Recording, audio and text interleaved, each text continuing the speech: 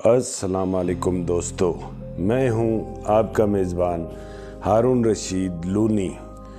کیا آپ بھی ان والدین میں شامل ہیں جو بچوں کو اس لیے مارتے ہیں کہ آپ کو کوئی اور راستہ سمجھ نہیں آتا؟ کیا آپ کو مارنے کے بعد افسوس ہوتا ہے اور دل کہتا ہے کہ اس سے بچے کے رویے میں کوئی بہتری نہیں آئی؟ پاکستانی گھروں میں مار پیٹ عام ہے، لیکن ہم اس کے اندر چھپے نقصان کو نہیں دیکھ پاتے۔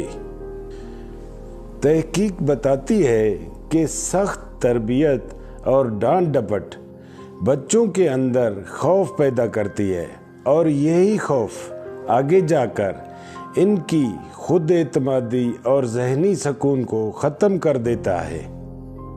آج پاکستان کے 53% نوجوان اضطراب اور ڈپریشن کا شکار ہیں، اور اس کی ایک بڑی وجہ بچپن کی سخت ماحول ہے۔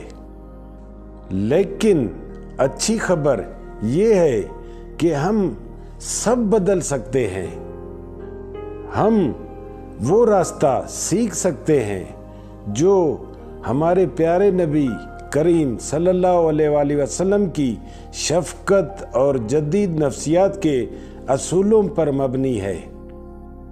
آج ہم 5 ایسے عملی اصول جانیں گے جن کے بعد آپ کو بچے پر ہاتھ اٹھانے کی ضرورت نہیں پڑے گی۔ ماہرین کے مطابق والدین کی 2 بڑی غلطیاں ہیں، ایک حد سے زیادہ لاڈ اور دوسری حد سے زیادہ سختی۔ یہ دونوں انتہائیں بچے کو الجھا دیتی ہیں۔ بچہ سمجھ ہی نہیں پاتا کس بات پر حوصلہ ملے گا اور کس بات پر روک لگے گی۔ مار پیٹ وقتی طور پہ خاموشی تو لاتی ہے، لیکن بچے کے اندر خوف، غصہ اور رنجش بھر دیتی ہے۔ تحقیق یہ بتاتی ہے کہ بچے کو مارنے سے اس کا رویہ نہیں بدلتا، بلکہ بچہ یہ سیکھتا ہے کہ غصہ ہی طاقت ہے۔ اب سوال یہ ہے کہ والدین کیا کریں؟ اس کا جواب ہے رکنا، سوچنا اور سمجھنا۔ یہی ہیلٹ اصول ہے۔ 4 لفظوں سے بنا ہے ہیلٹ۔ H یعنی ہنگری، کیا بچہ بھوکا ہے؟ A یعنی اینگری، کیا وہ پہلے سے کسی بات پر غصے میں ہے؟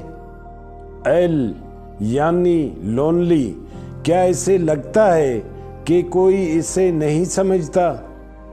T یعنی ٹائرڈ، کیا وہ تھکا ہوا ہے؟ اکثر بچہ بدتمیزی نہیں کرتا، بس اس کی کوئی بنیادی ضرورت پوری نہیں ہوئی ہوتی۔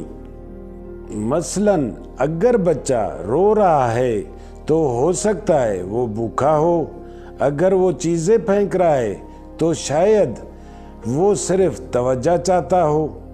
جب ہم اصل وجہ سمجھ لیتے ہیں تو مار کی ضرورت ہی نہیں پڑتی۔ اب ذرا نبی کریم صلی اللہ علیہ وآلہ وسلم کے طرز تربیت کو دیکھیں۔ آپ صلی اللہ علیہ وسلم نے اپنی پوری زندگی میں کبھی کسی کو جسمانی سزا نہیں دی، بلکہ ہمیشہ نرمی، سمجھانے اور مثال دینے کے ذریعے اصلاح کی ہے۔ اسلام واضح طور پر تشدد اور بدسلوکی سے روکتا ہے۔ بعض لوگ سمجھتے ہیں کہ شریعت میں مارنے کی اجازت ہے، یہ درست نہیں۔ فقہا نے صرف ایک خاص حالت میں 10 سال کے بچے کے لیے وہ نماز چھوڑ دے تو انتہائی نرم انداز میں سمجھانے کے لیے اجازت دی ہے، وہ بھی غصے میں نہیں بلکہ محبت کے ساتھ اور بغیر نقصان پہنچائے۔ چہرے پہ مارنا، چیز سے مارنا یا کسی کو ذلیل کرنا، یہ سب حرام ہیں۔ یہ اجازت اصل میں نظم و ضبط کی آخری حد ہے، عام تربیت کا طریقہ نہیں۔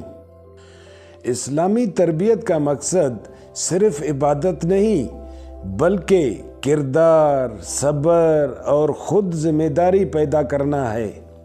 یہ تب ممکن ہے جب والدین مستقل مزاج ہوں، نہ ہر بات پر ڈانٹیں، نہ ہر چیز پر چھوڑ دیں۔ ہر بچہ چاہتا ہے کہ اسے سنا جائے، جب وہ بات کرے تو فوراً روکنے یا طنز کرنے کی بجائے اس کی بات سنیں۔ کہیں مجھے لگتا ہے تم ناراض ہو، کیا میں صحیح سمجھ رہا ہوں؟ ایسے الفاظ بچے کے دل کے دروازے کھول دیتے ہیں۔ جب بچہ محسوس کرتا ہے کہ اس کی بات سنی جا رہی ہے اور اس کی قدر کی جا رہی ہے تو وہ آپ کے اصولوں کو آسانی سے قبول کر لیتا ہے۔ مثلاً آپ کہہ سکتے ہیں، میں سمجھتا ہوں تم ناراض ہو، لیکن ہمارے گھر کا اصول ہے کہ ہم چیزیں نہیں پھینکتے۔ یہی ہے محبت کے ساتھ نظم قائم کرنے کا طریقہ۔ اگر آپ مشترکہ خاندانی نظام میں رہتے ہیں جہاں پرائیویسی کم ہوتی ہے تو روزانہ صرف 10 منٹ اپنے بچے کے ساتھ اکیلے میں وقت گزاریں۔ اس دوران صرف سنیں، نہ نصیحت کریں نہ شکایت۔ یہ 10 منٹ آپ کے بچے کو احساس دلاتے ہیں کہ وہ اہم ہے اور آپ اس کی بات کو واقعی اہمیت دیتے ہیں۔ اب بات کرتے ہیں منطقی نتائج کی۔ سزا دینے کی بجائے بچے کو اس کے عمل کا قدرتی نتیجہ دکھائیں۔ مثلاً اگر بچہ کھلونا باہر چھوڑ دیتا ہے تو سزا یہ نہیں کہ آپ چیخیں یا ماریں، بلکہ یہ کہ اگلے دن وہ کھلونا نہ دیا جائے۔ اس طرح بچہ سیکھتا ہے کہ ہر عمل کے نتائج ہوتے ہیں اور اسے اپنی ذمہ داری خود نبھانی ہے۔ قواعد یا اصول مختصر اور واضح رکھیں اور ان پر ہمیشہ ایک سا عمل کریں۔ اگر آپ ایک دن برداشت کرتے ہیں اور دوسرے دن غصہ کرتے ہیں تو بچے کو سمجھنے میں مشکل ہوتی ہے کیا درست ہے کیا غلط۔ مستقل مزاجی یا اپنی بات پر ڈٹے رہنا تربیت کا سب سے بڑا مضبوط ستون ہے۔ اگر بچہ جارحانہ ہو جائے یا غصے میں لڑنے لگے تو فوراً چیخنے کی بجائے اسے پرسکون جگہ لے جائیں تاکہ وہ خود بھی ٹھنڈا ہو سکے۔ پھر نرمی سے بات کریں، اسے سکھائیں کہ غصہ دبانا نہیں بلکہ سنبھالنا سیکھنا ہے۔ یاد رکھیں، تربیت مارنے سے نہیں بلکہ تعلق سے ہوتی ہے۔ جب بچہ خود کو محفوظ محسوس کرے، جب اسے لگے کہ اس کی بات سنی جا رہی ہے اور جب اسے یقین ہو کہ اس کی قدر کی جا رہی ہے تو وہ خود آپ کے اصولوں پر چلنے لگتا ہے۔ بچے وہی کرتے ہیں جو وہ دیکھتے ہیں۔ اگر آپ چاہتے ہیں کہ وہ چیخے نہیں تو آپ کو بھی نرمی اور ضبط نفس سیکھنا ہوگا۔ آپ کا لہجہ، آپ کا رویہ، آپ کا صبر، یہی آپ کے بچے کا پہلا اور سب سے مضبوط سبق ہے۔ اب آپ سے ایک سوال ہے، کیا آپ اپنے بچے کو ڈرا کر بدلنا چاہتے ہیں یا سمجھا کر محبت سے مضبوط بنانا چاہتے ہیں؟ کمنٹ میں بتائیں اور اس ویڈیو کو ان والدین کے ساتھ شیئر کریں جو اب بھی سمجھتے ہیں کہ مار پیٹ ہی واحد حل ہے۔